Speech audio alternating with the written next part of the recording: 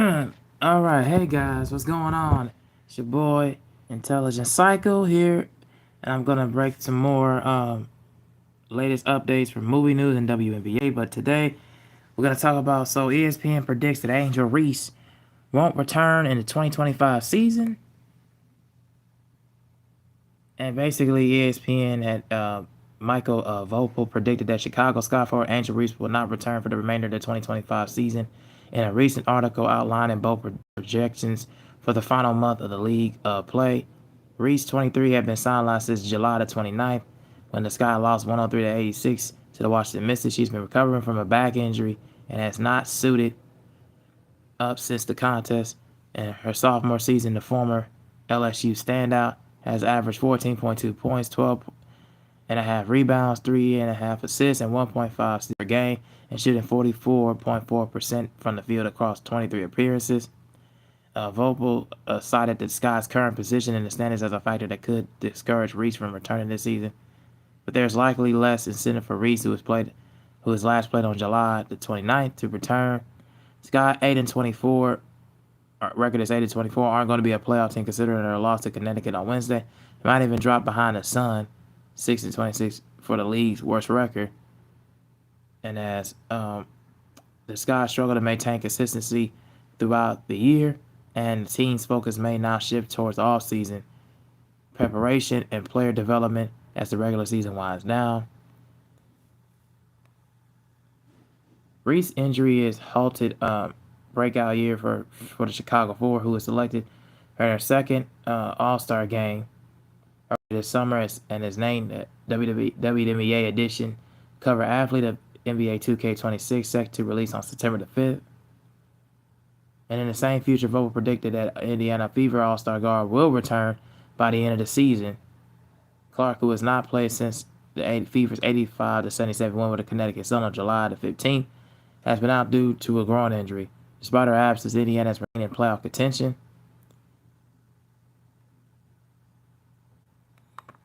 Okay, so it's talking about more or less Vogel's going into detail about Caitlin Clark's. Clark is averaging 16.5 points, 8.8 assists, 5 rebounds, and 1.6 steals per game, while shooting 36.7% from the field in her second season. Fever 18-15, currently sitting 3.5 games behind the Atlanta Dream and trail the New York Liberty by 3 games for the remaining second in the Eastern Conference. As for now, neither the Chicago Sky nor the Indiana Fever have issued official updates or timelines for the return of their respective stars, and with only a handful of the regular season games remaining, the status of Reese and Clark remains one of the most closely watched developments as the league heads towards the postseason. This is a absolute, this is kind of hard news to really kind of look at, really if I really think about it. Number one is mainly because you would expect your top star players to be, in the best condition overall. Mainly for the Fever, since they have definitely the best odds, the best chances of making the postseason. With their team is still holding it down with Kelsey and Aaliyah Boston them, but you expect your stars like Caitlin Clark to be there and put, to really make that kind of return. And I kind of say, monitor. And like I said before in the last stream, I said kind of monitor her minutes and everything if she does decide to come, when she does come back. But as far as with Angel Reese is concerned, this is kind of a blow really to the Chicago Sky organization. Jeff Palagale and Tyler Marsh are absolute horrible in the basically in the office, and also Tyler Marsh is a horrible coach. They should have never really hired him in the first place.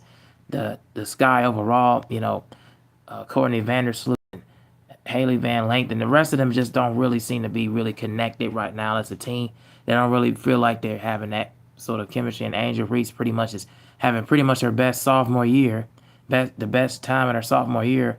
Just overall, her game is pretty much elevated, and just the team is just pretty much have not been tantamount to really perform to expectations when she's not in the lineup. But it could pretty much, if her and Camilla Miller both in the lineup, they could really be two of the most dominant force in the game. I mean, like as far as in the Eastern Conference concerned, because there's not a lot of teams as far as size wise that can match up and hold them down and control them. Oh, and Mario, hey, what's going on? And how you doing? But yeah, and that's the only thing that really is concerning because if she was in the lineup with her and Camilla, and if the Chicago Sky would really change up, by the end, when the season comes to an end, they change up their roster and move things around, move players around. They can actually make a lot of moves, and I'm surprised they didn't make a lot of moves, at all during the trade deadline to try to go on the track and try to go get other stars because this is the time to do so because you know this is the time to do so because not only that you're you're saving up your chances for the next season in order for you to try to make a bit of a run, and you're saving off the off season, as far as salary cap and cap market space to try to make sure you have at least a foreseeable future for your stars. In order for them to be happy, in order for them to feel like they are comfortable, because it don't seem like Angel Reese and Camilla and Ariel Atkins and the rest of them really are connected with the team right now because it's so much in dysfunction. Because you got a terrible coaching staff and terrible front office that don't seem to really fit the way that their style and their play is. And as for with the Fever, because even though this is not about with Kayla Clark, but as for the Fever, you just gotta have they just gotta really find a way to really see with their guard play, because their guard play they lost at least three of their point guards right now, and they are just struggling to try to keep a hold of that. But with the Sky, yeah, they just need to really change up their roster. They need to really change their coaching staff and really just be headed with everybody right now at this point, because they're not gonna go anywhere, and they're not gonna really go. They're not going anywhere anytime soon, and they're not. And their moves that they're doing, which they're not really doing any, and the roster that's currently constructed is just horrible. They don't have no sort of chemistry. They don't have no identity. They don't, and then I just don't really feel like they're competing as a whole against the Mystics and even some of the lower teams like the Connecticut Sun and the Dallas Wings that they're having a hard time winning because their team is just not. There's just so much dysfunction. So yeah, I would say change of everything, pretty much restart from the ground up, start from scratch, and go into rebuilding mode, because that's the best. Pretty much that's the best option that you got. And if, as far as I'm concerned, if I'm Angel Reese, and by the next couple of years, if they don't start making any changes, I would try to demand out, or or not even sign no kind of no restructure, no contract deal. If the team is not getting the right players, and the front office not getting the right players to help you guys out, I think that's the best thing. Is she needs to really find another. She needs to really find another team that's really gonna benefit and suit her. And the same thing with Camilla and Ariel Atkins. You need to go. They need to go and ask for a trade or be on the trade market and do something in the next offseason, because you can't sit there with it and be with a team that's not gonna be your best, and it's not gonna help you out and be your best benefit at this point. I'll just try to buy my way out and go somewhere else. And go to another organization. But that's just how I feel about it, as far as I'm concerned. But we'll see when it comes down to it, and we'll see where it lands and where it sticks. But yeah, for me, definitely try. And I think a lot of times, I've seen in the media, and I've noticed in the media, and I notice a lot on social media. I notice on these YouTube podcasts, a lot of these players want to try to play on Angel, and want to try to really hate on her game, and really seeing that she's actually been improving and actually becoming one of the better sophomore players, out there. Her and Kiki and Rakia Jackson. They've improved tremendously in their second year, and you got to give them a lot of credit.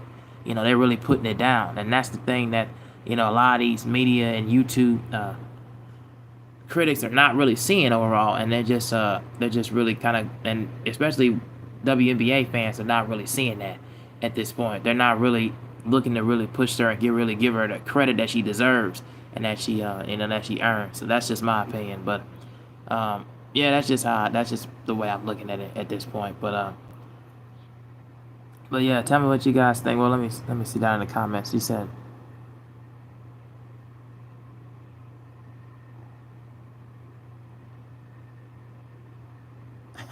whatever you said. Reese needs time off to shave her face. Oh my goodness, what is wrong with y'all in this comment section? Anyway, Reese got the best much in the WNBA. Okay, but yeah, my thing is that's really what they need is just a whole organization. They need to do a whole overhaul, a whole start from scratch, start from the ground up, start going back to rebuilding mode, and just letting everybody go and letting everybody go off, go into their own uh, uh, our own respective teams. I wouldn't restructure a lot of contracts. It's just go start from the ground up, go into rebuilding mode, and go into the draft and start drafting women and really developing young stars because that's the best way to go about it as possible. All right, so that's just my thoughts about that whole situation with what ESPN thinks. So I think Vogel makes a really good point. Uh, yeah, she shouldn't return because the team's not going anywhere. But yeah, that's just my thoughts about this whole thing. Tell me what you guys think down in the comments section. Uh, now, so all right, so I got some other breaking news stories. So Anna Faris and Regina Hall are going to return back for another scary movie. So they are scaring up a reunion. The stars will return as Cindy and Brenda for the next installment of Scary Movie franchise. Marlon Wayans confirmed on his new post on his Instagram, sharing a photo of the duo in the first film. We can't wait to bring Brenda and Cindy back to life and be reunited with great friends. Keenan, Sean, and Marlon, three men who literally died for, and in Brenda's case again, Faris and Hall said in a statement about their return. The reboot from the Wayans brothers is okay. That's something like that. But yeah, that's just what I got, and that's just the news that I just heard and saw. Man, this is really incredibly good news. It's been a long time since we got another last got a Scream movie. I think it was back in like 2014. Yeah, at least about 10 years ago. That's the last time we got another scary movie. So that's pretty interesting. And these are more like spoofs. They're not really, meant to be taken that seriously. It's pure entertainment. And even from the first two films, I can already tell from that. So I can't wait to see these two dynamic duo return for another one, man. It's going to be something special. It's going to be something entertaining. And yeah, I mean, this is going to be something that I cannot wait to really latch onto, to really get a hold to, man. So definitely looking forward to Scream, another scary movie. And this is definitely something that it's very, very uphold. All right, let me go back into some more news.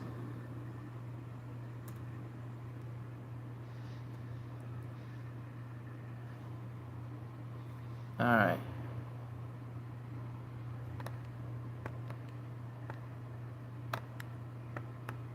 All right.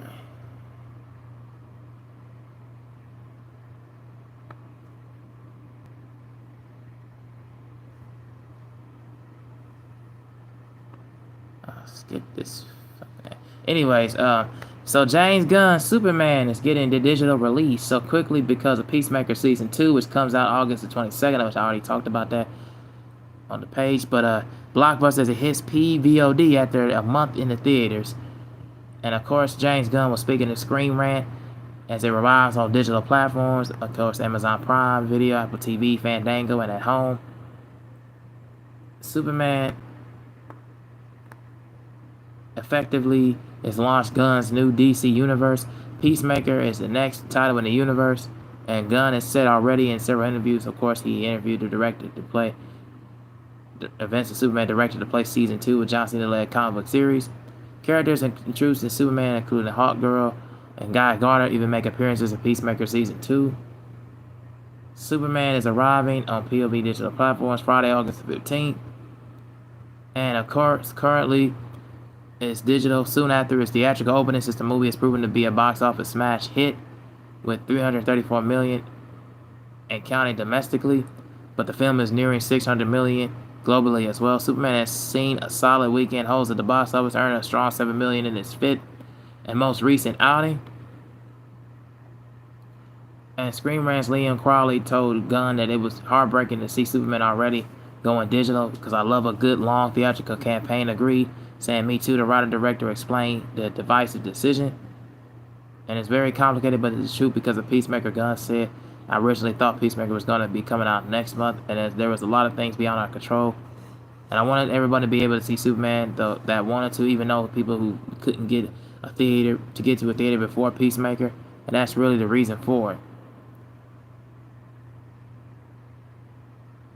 And of course, it'll still be playing theaters even if it launches on digital platforms. So that's good, a great thing to see. Yeah, it's to me. I love the fact that although Superman technically you had to make 3 times your budget worth, so yeah, it's sitting close to 600 million, but for a film, especially as popular as Superman as a character, you would think that it would be sitting around in a $700 million box office globally. You would think it would sit around there, and you would think internationally because they pretty much see the market of American films and comic book movies, of course. You would think that that be the thing that would be the beneficiary the most, encompassing that this is the biggest part of why people go to the movies is to see them big blockbusters. So to see Superman kind of like, it's not doing as great as you like and you would hope, but it's doing fairly decent numbers in the box office. So you would think that it would be around globally around 700 million, because that's what I would have thought, because he's probably the top 2 most popular comic book characters, I would say, top 2, of all time. You would think that it would do way more numbers than that, but I just didn't understand what was going on. But it's mainly internationally that's the problem, and why it's taken a while for it to really make it and consider profit. And plus, I feel like a lot of people, especially on the international side, like in the UK or Canada, I think a lot of times, and even us in America, people are kind of tired of being let down by the same companies, Warner Bros. And or Marvel, do with these comic book movies. I think they're kind of tired of just being let down and being tired of being led or run amok and led astray. So that would be the main thing I would say is why I would think it's not doing as financially as good as you would hope for it to be. But and also another thing, I think James Gunn sometimes can overestimate a lot of his a lot of the crowd assessment and just the overall awakening of just the movies itself. And yeah, he reads the comics, don't get me wrong, and he definitely was paying attention to that in his latest Superman movie, and of course in the Peacemakers, he's definitely reading the comics. He's definitely studying a lot of these characters and going over what the lines and roles with these actors. So he's definitely studying it. But I feel like certain times, as far as whether something could be a financial smash hit or a box office, I feel like sometimes he can overestimate it. I think like he can overestimate that and really kind of, ease the crowd and ease the fans and ease the people that, the critics and the overall moviegoers, that really try to make it seem like the movie's doing as good as it is. But that's just my opinion. That's just how I feel about it. But I cannot wait to see Peacemaker season 2. That's gonna be something special, man. John Cena, I think, has been killing it from season 1 on forward. Um, and I love the characters from there. Into this, I think that's gonna be something good, and I cannot wait to see all the Justice Gang characters to be in here as well. Guy Gardner and Hawk Girl. That's gonna be something special, man. I cannot wait for that. You definitely have something to withstand for a lot of nostalgia, and then also a lot of people who read comics to feel that nostalgia, to feel that breaking, and of course for people who've seen the recent Superman, they're gonna definitely feel some kind of way as far as grabbing a hold and grabbing a crux onto um,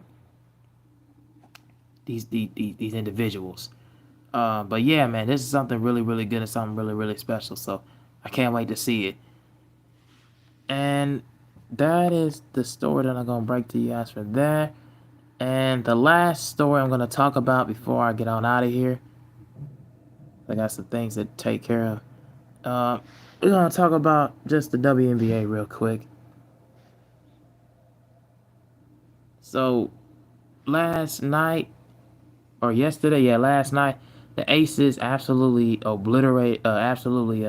was tearing up the Phoenix Mercury in the first half, but Phoenix came back and made it a close game, made it close the entire way, and they won by the score of 86-83.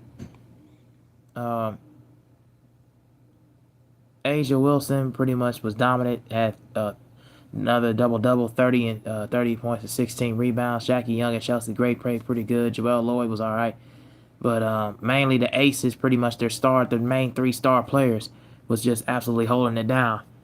And for Phoenix, for me, uh, Sabali returning, Alyssa Thomas, and Kalea Copper, they was doing their thing. DeWanna Bonner, her veteran presence came in and gave 12 points in 24 minutes. She did her thing. But Phoenix was able to just completely just do it the way they doing it. And I don't know, for some reason, the Aces I don't know what happened was. We was thinking that the Aces could be done, man. But I don't know, man. It's starting to see a slip up, man. We're starting to see a slip up for some other teams I'll talk about later on. But the Aces are starting to rise up. They're starting to play within their range. A lot of their players is really coming together. Dana Evans a few times, or Kia Stokes, or Leah Nye off the bench is really giving them that spark, that presence. Then of course, Nyla Smith. The Aces are starting to play like what we expected them to play, and they're going on this hot streak now. I think they're on their like a fifth or sixth game winning streak, so they're starting to play hot right now. They're really playing well. I like the fact that their offense is really clicking in all cylinders. They're finding more Asia Wilson in the paint. And she's actually getting the ball and getting towards the lane and dominating in the paint and getting to the basket a lot easier. They're getting a lot of easier shots. They're moving the ball around. I like the way that's going to move it around for them, so that helps them so much more with just ball rotational movement. And defensively, they're actually getting a little bit better as far as one-on-one, playing more man instead of playing less zone. Playing less zone defense. The girls is playing a lot more man and a lot more, getting a lot more, especially with the physical contact. They're getting a lot more to them, and I think that's really adds to a lot of their presence. So that really is making it withstand. So I like that. So yeah, really close game. Really enjoyed this one, man. It was a really good back and forth showing. Definitely something I keep an eye on if you're a lot of fans who've been watching. The Aces been playing. They've been starting point it was up and down, but then they kind of starting to go on a winning streak now. They really starting to hold it down and hold it together. Let me see.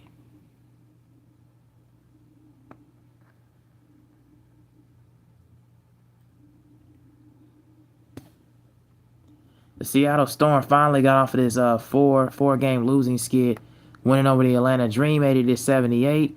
And of course, Nneka Ogwumike, Brittany Sykes, and Skylar Diggins and Dominique were pretty much the difference in that game. Gabby was cool; she was all right, but mainly those three, Nneka, Brittany Sykes, and Skylar Diggins, were pretty much Seattle kind of really falling down and sliding and hitting the skid a little bit. They kind of really falling off the map a bit. Defensively, they was kind of having a little bit of trouble keeping up and having a little trouble fast break wise. Couldn't stop a lot of these girls in the transition and the fast break, and that was kind of really giving them a bit of a problems. And they also rebounding, and their defense can be a bit stagnant as well. And then for the Atlanta Dream, although they lost this one, they pretty much still holding it down in second place in the Eastern Conference. Brianna Jones and Ryan Howard, but they got to get more gameplay from Pow Pow and Brittany Grinder and Alicia Gray. They need to get more out of them. That's just how I see it. They need to get more out of them. And the last game I'll talk about real quick is the